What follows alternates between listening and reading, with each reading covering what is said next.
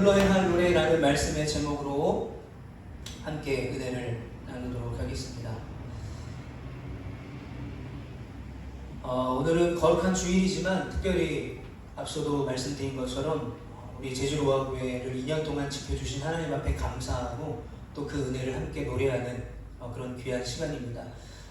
그러나 우리가 꼭 기억해야 될 것은 우리를 지키시는 분이 하나님이시고 우리를 인도하시는 분도 하나님이심을, 우리가 한 것은 사실 아무것도 없음을, 이 자리에서 그냥 하나님의 은혜를 기다린 것밖에 없음을 기억하면서 오늘 우리를 여전히 지키시는 그 하나님의 말씀을 함께 나누고 은혜 가운데 거할 수 있기를 축복합니다.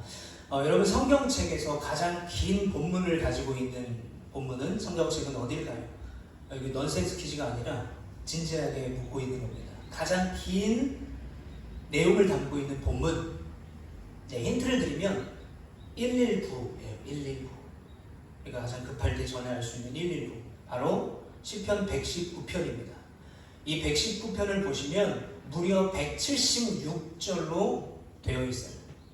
제가 시편 묵상을, 시편 통독을 한번 한 적이 있는데, 이 119편을 한번 읽기가 정말 오래 걸리더라고요.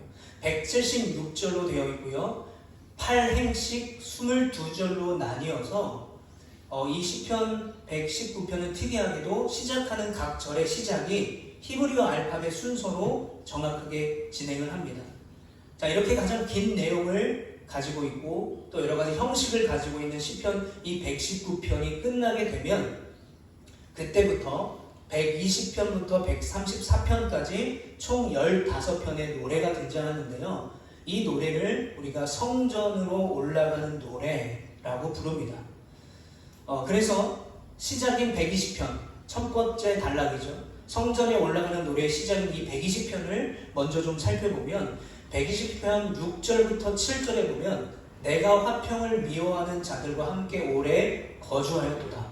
나는 화평을 원할지라도 내가 말할 때에 그들은 싸우려 하는도다.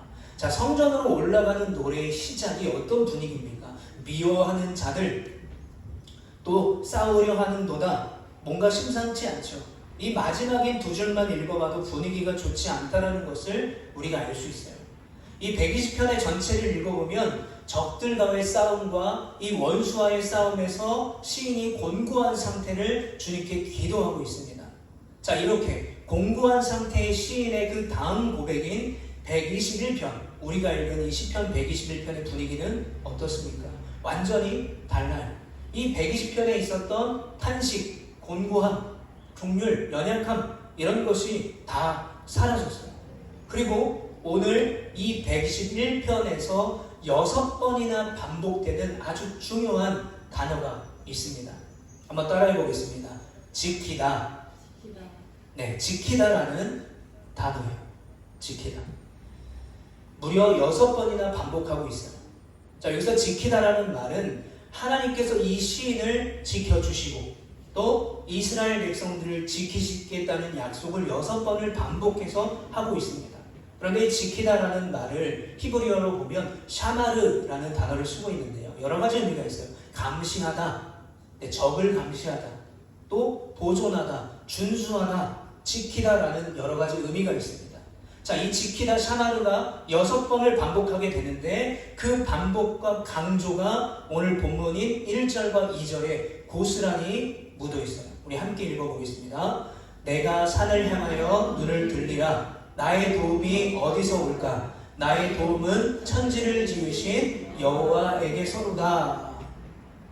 나를 지키신다, 우리를 지키신다라는 그 하나님의 지키심의 반복의 메시지가 이 1절과 2절에 정확하게 고백되어 있습니다.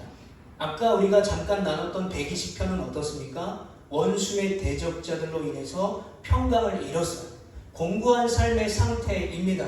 그런데 그 곤고한 상태지만 120편부터 어디로 올라가고 있습니까? 성전으로 올라가고 있어요. 앞서 설명드린 것처럼 성전으로 올라가는 노래의 시작이 120편입니다. 즉 예루살렘 성전으로 지금 올라가는 중이에요. 이따가도 잠시 말씀을 드리겠지만 그 당시 예루살렘 성전은 해발 800m에 있었어요. 그러니까 이스라엘 사람들은 성전으로 올라간다라는 표현을 자주 사용했습니다. 자, 그 성전으로 올라가는 그 길 속에서 이들이 바라보는 것은 뭡니까? 하나님께서 창조하신 여러 산들과 골짜기를 바라보게 되는 거예요. 아, 이것이 하나님이 창조하신 것이구나. 저 모든 것을 창조하신 하나님께서 우리를 지키시는구나 라는 것을 성전을 올라가면서 바라보게 되는 것이죠. 그래서 이 성전으로 올라가는 노래의 별칭이 따로 붙게 되는데 바로 순례자의 노래라는 별칭이 붙어 있습니다. 성전으로 올라가는 순례자의 노래. 우리가 지난주에 바울이 그리스도 안에서 은혜와 평강이 있기를 간구한다라고 말씀했던 것처럼 그리스도 안에 있는 자가 하나님이 살아계심을 바라보게 된다는 거죠. 오늘 시인처럼 이 성전을 올라가면서 하나님을 바라보게 된다는 거예요. 공고하지만 연약하지만 다시 한번 눈을 들어서 하나님을 바라본다는 것입니다. 하박국의 이야기를 우리가 기억하죠. 성로에서 하나님의 응답을 기다릴 때 그 응답이 비록 내가 원하는 응답이 아닐지라도 인내하며 기다릴 때 감사와 찬양을 올리게 되는 것이죠. 즉 우리가 하나님을 바라볼 때 우리의 눈을 들어서 세상이 아니라 하나님을 바라보는 순간 하나님은 일하시고 우리를 지키시고 은혜와 평강을 주신 분임을 여러분 믿으시길 축복합니다. 아까도 제가 말씀드렸지만 순례자의 노래라고 했어요. 여러분 순례자는 어떤 삶을 삽니까? 그것도 성전으로 올라가 예배하러 가는 순례자의 삶은 나의 도움이 다른 어떤 것이 아니라 오직 하나님께로부터 온다라는 것을 또 생각하고 결단하고 그 고백과 마음을 가지고 올라갔을 거예요. 그러므로 이 121편 우리가 읽은 이 시편은 하나님의 도우심을 바라보며 고백하는 확신이 담긴 노래라고 할 수 있을 것입니다. 그런데 어떤 확신입니까? 바로 살아계신 하나님께서 나를 지키신다. 나는 여전히 곤고해도 나는 여전히 원수들의 공격에 있을지라도 하나님께서 나를 지키신다라는 확신을 가지고 노래하는 것이 바로 이 성전으로 올라가는 노래라는 거예요. 자, 그 노래를 어떻게 할 수 있었는가? 어떤 하나님이시길래 그런 찬양을 할 수 있을 것인가? 우리 3절과 4절 말씀도 같이 읽어보겠습니다. 시작. 여호와께서 너를 실족하지 아니하게 하시며 너를 지키시는 이가 졸지 아니하시리로다. 이스라엘을 지키시는 이는 졸지도 아니하시고 주무시지도 아니하시리로다. 아멘. 여기서 두 가지 하나님의 은혜를 우리가 깨달을 수 있습니다. 첫 번째는요, 하나님은 우리를 실족하지 않게 하세요. 즉 넘어지지 않게 하신다는 것입니다. 예루살렘 인근의 산을 보게 되면 우리가 성지순례를 가게 되면요 저렇게 생겼어요. 지형적으로 상당히 험악합니다. 낮은 산도 많고요, 높은 산도 많고 또 산이 다양하게 존재하기 때문에 골짜기도 매우 많아요. 그러니까 이 산을 넘어서 예루살렘으로 올라가는 그 길이 사고 위험이 너무나 많았습니다. 그런데 그런 험악한 길에서 사고 위험이 너무 많은 상황 속에서도 하나님이 지키신다는 거예요. 저기 이제 화살표가 있는데 바로 저기가 예루살렘 성전이 있는 곳입니다. 계속해서 위로 올라가야 돼요. 그런데 저런 험악한 산과 골짜기에서도 우리를 넘어지지 않게 하신다라는 하나님을 찬양하고 있습니다. 또한 어떤 의미를 담고 있냐면 하나님께서 이스라엘 백성들에게 도움을 주시는데 절대 넘어지지 않게 해주신다. 즉 보호하는 의미를 넘어서서요 어떤 의미를 갖고 있냐면 넘어지지 않는다라는 것은 결국 그들을 승리케 하신다는 거예요. 하나님을 바라보며 이스라엘 백성들을 지키신 그 하나님을 의지할 때 하나님이 그들을 승리케 하신다라는 그 하나님을 찬양하고 있는 거예요. 자, 그런데 그 하나님이 어떤 하나님이십니까? 졸지도 않고 주무시지도 않는 하나님. 하나님은 항상 이스라엘을 지키시는 하나님이라는 거예요. 우리를 실족치 않게 하시는 분이지만 항상 우리를 지켜주시는 분이시다라는 것입니다. 어떻게 할 수 있습니까? 졸지도 아니하시고 주무시지도 아니하신다. 즉 24시간 내내 365일 동안 샤마를 이 이스라엘 백성들의 대적을 감시하시고 이스라엘 백성들을 지키시고 보호하고 계신다는 고백이 담겨 있는 거예요. 그리고 우리나라에도 우리나라에 또 우리 특별히 이 제주도에 많은 외국인들이 살고 있는데 이 외국인들이 신기해하는 한국의 문화가 몇 가지 있다고 합니다.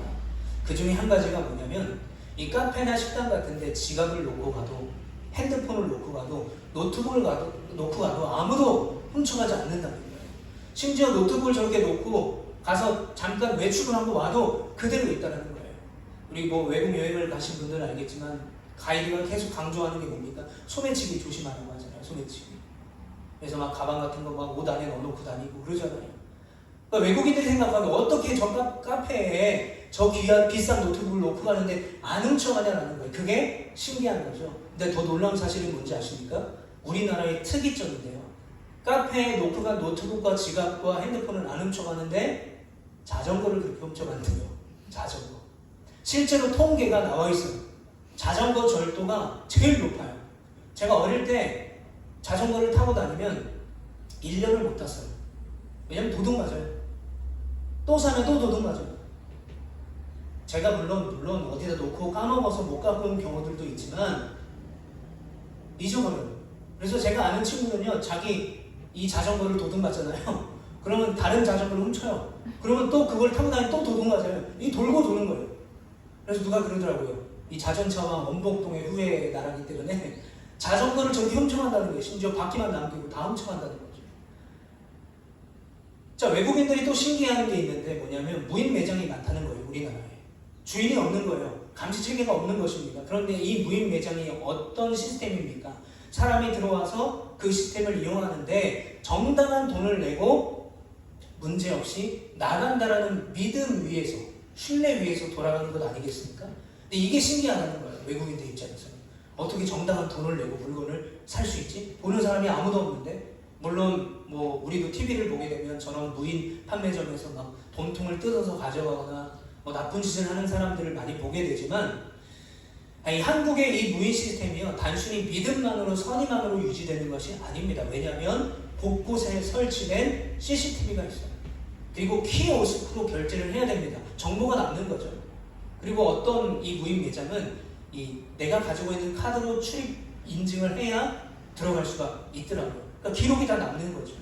이런 시스템들, CCTV, 이런 관리 장치가 있기 때문에 이런 무인 판매점을 운영할 수 있다라는 것입니다.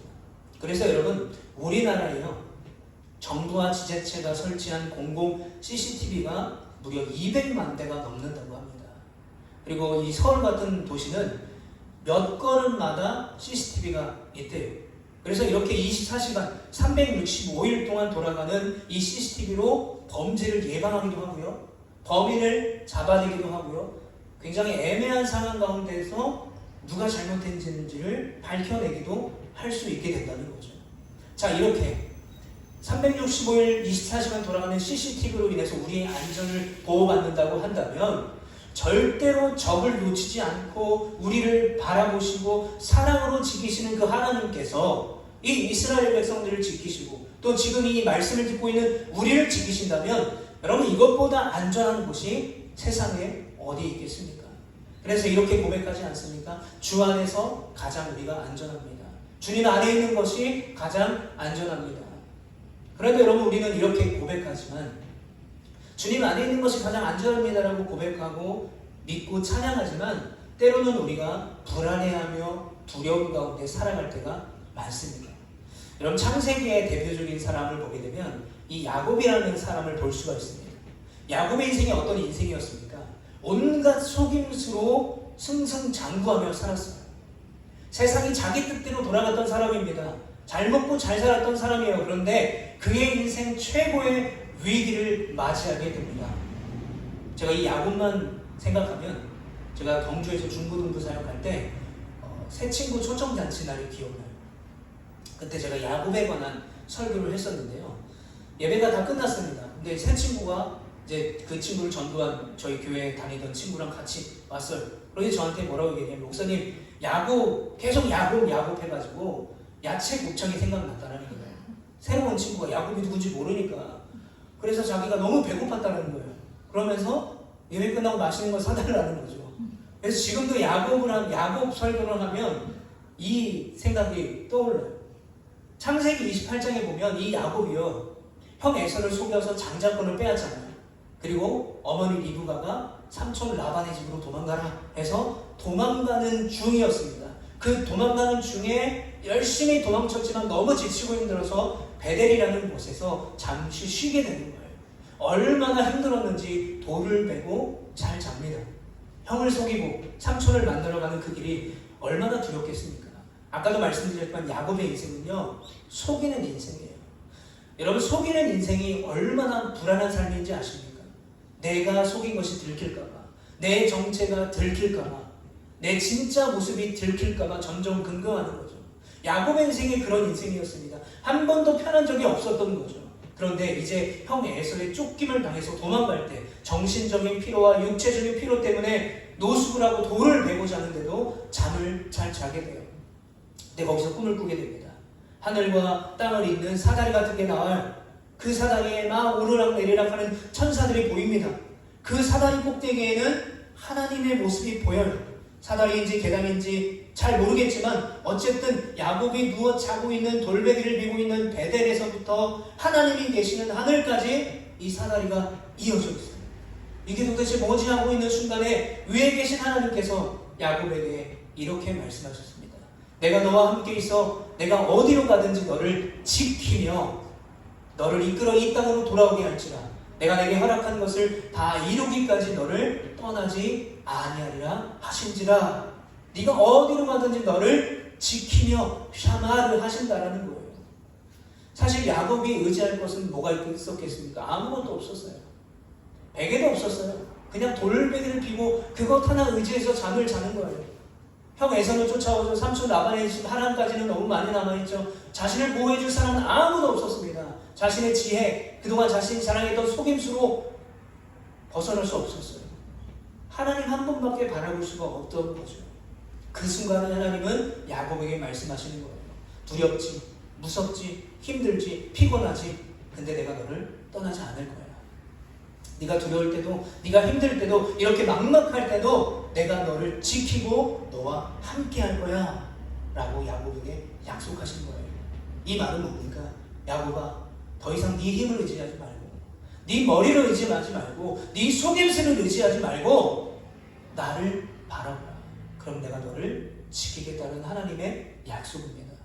여러분, 야곱에게 하신 샤마를 하는 이 지키겠다는 약속이요, 지금 우리 120편을 읽고 있는 우리들에게 확장되어서 이렇게 선포되고 있습니다. 5절과 6절 같이 읽어봅니다. 시작. 여호와는 너를 지키시는 이시라. 여호와께서 내 오른쪽에서 내 그늘이 되시나니 낮의 해가 너를 상하게 하지 아니하며 밤의 달도 너를 해치지 아니하리로다. 아멘. 제가 이 밤의 달, 낮의 해가 단순히 뭘까? 뭐 더위와 추위일까? 아니면 더 많은 의미가 있을까라고 여러 가지 이 번역본들을 찾아봤는데요. 유진 피터슨이 쓴 메시지 성경이라는 성경이 있습니다. 그게 영어 번역으로 되어 있는 성경이 있는데 거기에 보면 다른 영어 번역본에는 전혀 쓰고 있지 않는 표현이 나와요. 선스트로크와 문스트로크라는 단어가 나옵니다. 선스트로크는 열사병 같은 것을 의미하고요. 이 문스트로크는 이따가 잠시 설명을 드릴 건데 정신적인 영적인 혼란을 의미합니다. 자, 우리가 여기서 유대인의 방향 개념을 알아야 되는데 유대인의 방향 개념은 오른쪽이 남쪽입니다. 그래서 이쪽에서 해가 뜨고요. 왼쪽은 북쪽이 되어서 왼손은 무조건 부정한 손이에요. 그래서 오른쪽에서 뜨는 해가 고대 근동 지방의 해는요 엄청 뜨거워요. 그래서 우리가 요나서를 보면 요나가 이제 이 박덩굴 밑에 그늘에서 니느웨를 하나님이 멸망시키는 건지 안 시키는 건지 막 보잖아요. 그때 박덩굴이 시들어서 없어지니까 요나가 뭐라고 말해요? 한낮의 해로 인해 내가 죽기를 간구합니다. 요나가 바보예요? 그 후로 좀 덥다고 하나님 앞에 죽여달라고 말하는 게 이상하지 않습니까? 단순히 더워서가 아니라 선스트로크 열사병 증세가 있었다는 거예요.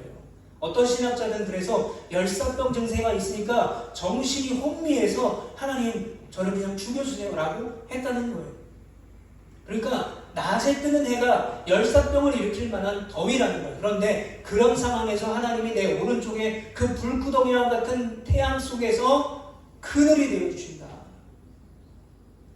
우리가 가끔 이제 중동 사람들이 우리나라에 와서 뭐 삼성이랑 뭐 이렇게 뭐 결연을 맺고 하는 걸 보면 전통 의상을 입고 오잖아요. 하얀색 천 같은 거 긴 거 머리에도 이렇게 하고 이제 헤드 뭐 이런 것도 이렇게 해가지고 오잖아요. 왜 그런 옷을 입고 다니냐면 이 중동 지방은 우리나라처럼 더울 때 습도가 높지 않다고 해요. 습도가 높지 않으니까 그늘만 가도 시원하네요. 우리나라는 습도가 높기 때문에 그늘 가도 이제 막 꿉꿉하고 엄청 덥잖아요. 특별히 제주도는 습기의 나라 아니겠습니까? 그러니까 그늘이 되어주신다는 말은 그늘만 가도 시원하다는 거예요.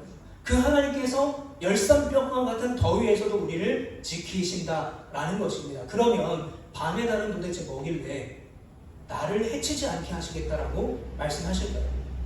오늘 읽은 시편이 성전에 올라가는 순례자의 노래라고 말씀을 드렸어요. 자, 고대 작가들이요, 이런 순례자들이 오랜 여행을 하게 되면 극도로 피로에 쌓인대요. 그래서 육체가 피로로 쌓이게 되면 마음이 병들게 된다는 거예요. 그래서 육체의 피로로 인해서 광기와 찬란 증상이 일어나게 되는데, 그때 일어나는 그 증상을 문스트로크라고 부른대요. 그리고 고대 사람들이 믿었던 점성학이라는 학문이 있는데, 그 학문에 따르면 그 고대 사람들은 달빛이 너무 밝으면, 그래서 그 달빛에 노출이 되면 정신병에 걸린다라고 믿었대요. 그러니까 선스트로크와 문스트로크는 어떤 의미냐, 열사병과 같은 더위에도 나를 지켜주시고 어떤 정신적인 참난 증상과 그 어려움 속에서도 나를 지켜준다 라는 고백이라는 거예요. 그래서 시인은 마지막 7절과 8절에 이렇게 고백합니다. 우리 한번 같이 읽어보겠습니다. 시작. 여호와께서 너를 지켜 여호와께서 너의 출입을 지금부터 영원까지 지키시리로다. 아멘. 자, 이제 모든 하나님의 그 지키심의 고백을 마무리하고 있어요. 그런데 뭐라고 하냐면 하나님께서 우리의 출입을 영원히 지켜주신다. 출입은 나가고 들어가는 것입니다. 즉 우리의 삶의 모든 순간순간을 지켜주신다는 거예요. 그런데 무려 이 두 절에 지키신다는 고백이 3번이나 나와요. 모든 환난을 면하게 하십니다. 이 면하게 하시다는 말도 샤마르라는 단어가 쓰였어요. 내 육신을 지키시고 내 영혼을 지키시고 나의 출입을 지켜주신다 라는 확신을 강조하고 있는 거예요. 사랑하는 성도 여러분, 이런 하나님을 믿고 이런 하나님을 의지하고 신뢰하는 우리 모두가 되시기를 축복합니다. 이제 말씀을 정리하겠습니다. 오늘 시의 제목은 성전에 올라가는 순례자의 노래. 그 당시의 문화를 보게 되면 이 시편 120편부터 134편은 이 해발 800m에 있는 고지에 있는 예루살렘 성과 성전을 향해 걸어 올라가는 순례객들이 부른 노래이지만, 그 길을 자주 왔다 갔다 하는 성직자였던 레위 사람들이 그 험악한 길을, 초행길을 걷고 오는 예배자들을 안내하기 위해서 그들과 함께 올라갈 때 불렀던 노래가 이 시편 120편부터 134편이라고 합니다. 그러면 오늘 본문의 순례자도 마찬가지죠. 120편에는 어떤 고백입니까? 나의 백성이, 하나님의 백성이 원수들의 공격과 두려움 가운데 있고 고난 가운데 있어요. 그런데 121편부터 어떤 찬양을 하나님 앞에 올려드립니까? 그럼에도 불구하고 하나님을 사모하는 마음과 하나님을 신뢰하는 마음으로 나의 인생을 지켜주는 그 하나님을 바라보며 이 순례길을 걸어가기 시작하는 거예요. 그 험한 산지를 올라가며 이 찬양을 불렀던 거예요. 나는 여전히 힘들지만 이 찬양을 부르니 고난이 잊혀지는 것이고 마음에 평안이 오는 거죠. 그런 고백과 그런 찬양으로 마침내 성전에 올라서 예루살렘의 성전 안에서 하나님의 영광과 은혜 가운데 거하며 하나님을 찬양할 때 여러분, 이들이 얼마나 감동스러웠겠습니까? 또한 순례자의 특징이 있습니다. 예전에 우리가 출애굽기 강의 수요일날 말씀을 나눴는데, 그때 모세가 아들 게르솜을 낳고 이렇게 고백해요. 출애굽기 2장 22절에 보면 그가 아들 낳음에 모세가 그의 이름을 게르솜이라 하여 이르되 내가 타국에서 나그네가 되었음이라 하였더라.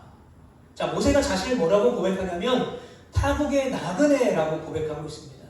내가 왕년에는 이집트 왕자였는데, 내가 권력과 부와 모든 영광을 다 누리고 있었는데가 아니라 이제 그런 게 중요하지 않다는 거예요. 나는 그냥 타국의 나그네일 뿐이다. 그런데 여러분, 그때 바로 하나님이 모세를 부르세요. 호렙산에 타고 있는 그 떨기나무를 통해서 모세를 부르시고 모세를 사용하십니다. 언제요? 이집트의 왕자의 영광을 다 내려놓고 모든 힘을 다 빼고 하나님을 바라보는 그 순간 하나님은 모세와 함께 하시고 모세를 보호하시고 모세를 지키시고 모세를 인도하셨던 것입니다. 사랑하는 성도 여러분, 우리도 마찬가지입니다. 우리도 이런 순례자예요. 이런 나그네입니다. 그런데 중요한 것은 우리는 혼자가 아니라 하나님이 우리를 지키시고 하나님이 우리를 인도하시는 순례자임을 믿으시길 축복합니다. 오늘은 제주로아교회가 하나님의 은혜로 세워진 지 2년이 되어서 그동안 우리를 지키시고 인도하시는 하나님 앞에 감사하는 날이에요. 그런데 이날 우리가 꼭 기억해야 될 것이 있습니다. 바로 우리는 천국을 바라보며 본향을 바라보며 이 땅을 살아가는 나그네라는 것을 여러분 기억하시기를 바랍니다. 살아계신 그 하나님을 바라보며 그 본향을 바라보며 기쁨으로 찬양하며 이 순례의 길을 걸어갈 수 있는 우리 모두가 되시기를 축복합니다. 그래서 여러분, 어쩌면 우리는 이 2주년을 감사하고 있지만, 축하하고 있지만 이 2년이라는 시간은 하나님의 시간에 비하면 아무것도 아닐 수가 있어요. 그냥 다른 주일과 다를 것이 없는 그런 주일일 것입니다. 왜요? 하나님께서는 365일 24시간 우리를 여전히 지키시고 우리와 함께하고 계시기 때문입니다. 여러분, 그러므로 2년 동안 우리 제주로아교회를 지켜주시는 분도 하나님이시고 앞으로 우리의 길을 인도하실 분도 하나님임을 함께 찬양하며 나아갈 수 있는 우리가 되시기를 축복합니다. 이 자리에서, 이 교회에서, 이 인생길에서 또 열방을 향해 우리가 꼭 함께 불러야 될 노래가 있어요. 바로 하나님이 나를 지키신다라는 확신의 노래인 줄 믿습니다. 여러분, 이 확신의 노래를 우리 부족하지만 우리가 함께 부르며 우리의 인생길, 또 우리 교회 앞으로의 하나님이 이끌어주실 그 길을 오직 우리를 지키시는 하나님만 바라보며 신뢰할 수 있는 우리 모두가 되시기를 간절히 축복합니다. 이 시간 함께 같이